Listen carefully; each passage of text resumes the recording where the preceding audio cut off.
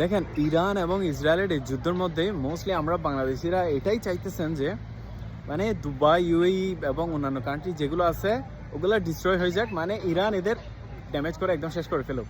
But আপনারা কি এটা ভাবতেছেন যে এই যে দুবাইতে অ্যারাউন্ড 6% ইমারাতি আছে, বাকি 7% থেকে 8% বাংলাদেশি শুধুমাত্র।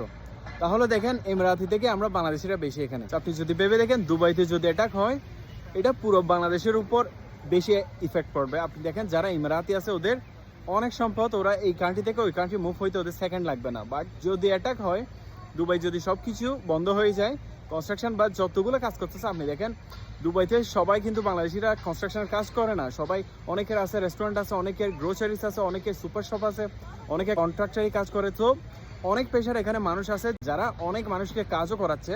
মানে সব টাকা আপনি দেখেন বাংলাদেশে যাচ্ছে মোস্টলি। সো এই যে আর্নিংটা এখান থেকে যাচ্ছে, এই যে গালফ কান্ট্রিগুলো থেকে যাচ্ছে, ওটা তো বন্ধ হয়ে যাবে, তাই না আলটিমেটলি? আর আপনি কি মনে করেন বাংলাদেশে কি এতগুলো চাকরির সুবিধা আছে যে এখান থেকে সবাই চলে গিয়ে বাংলাদেশে চাকরি করতে পারবে? ওরকম তো কিছু না।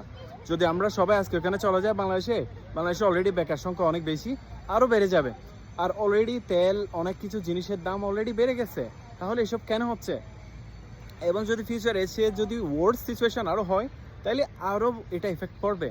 আপনারা এটা মনে করিয়েন না যে ইউএই, দুবাই এটা হয়ে গেলে ওদেরই ক্ষতিটা বেশি হবে বা আমরা বাংলাদেশের কিছুই হবে না।